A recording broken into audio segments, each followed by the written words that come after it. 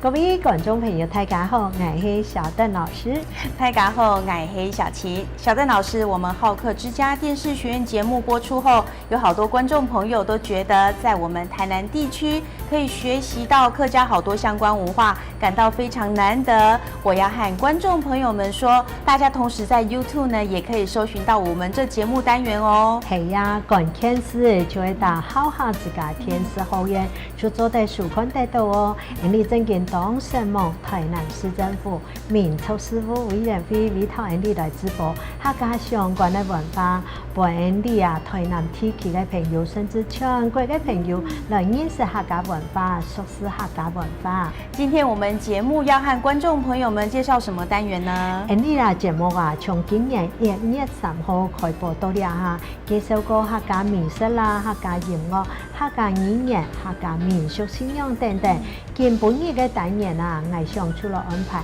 客家嘅民俗信仰移民節。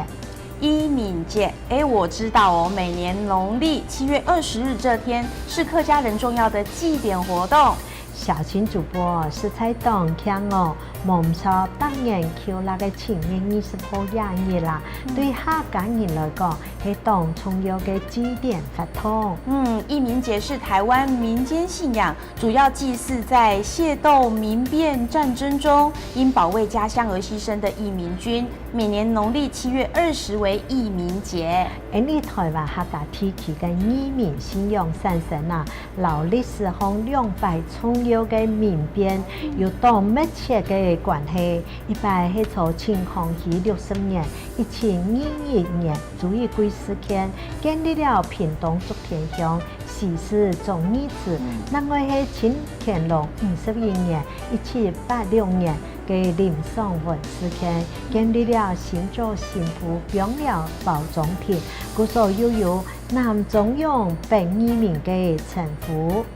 義民節的祭典對北部客家人來說是非常重要的。為了維持祭典的規模，同時可以讓桃竹苗地區的客家鄉親有輪流參與的機會，所以組成了聯莊會的組織，不僅讓這個地區的義民園信仰規模日大，且影響到全台灣各地的客家族群，也就慢慢形成了客家人最具代表性的信仰哦。新竹枋寮移民廟啊，佢係福斯了嘅林爽文事件、老大潮村事件死難嘅365名英雄，移民也係標準嘅台灣地方嘅神明哦。台灣大約嘅有30人座嘅移民廟，其中規模最大、祭祀權最大，算係從新竹枋寮移民廟。民間嘅移民信仰從第一次世界大戰時節啦，特別虔誠嘅時節。日本政府啊，正式喺台灣後生嘅去做軍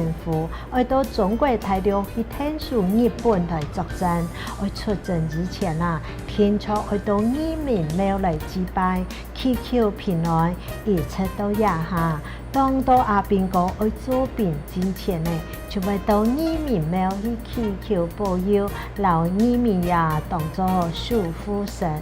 我曾經看過客家人在義民節這一天有所謂的奉飯哦，請問小鄧老師，這又是怎樣的習俗呢？所頭辦2次世界大戰時間呢，從頭會有倆空襲，一般民眾去到移民廟嚟祭拜就無按過喲。故所新竹地區嘅寺廟就會從移民廟分佈出去，象徵倆個老象徵移民軍嘅武色香氣。服侍咗各地嘅廟方，本家家戶戶當日來祭拜，唔過事實上又有困難哦。故所就本各分廟嘅分期輪流來奉飯，從經移民業2年呢，會做到特別嘅澎湃，也奉飯嘅習俗一直就傳到也下。從新竹地區嘅移民信仰嘅虔誠啊，唔單止來奉飯哦，當年嘅求人移民節嘅時節，就會看到當道嘅新男性從各地來迎送移民也做每家。古語講回娘家，也到蘇卡武色靈氣嘅民眾，而家受香嚟祭拜，都會求啦前年20號日啦，就愛娘會。耳面貓、種貓來完成嘅香氣。講定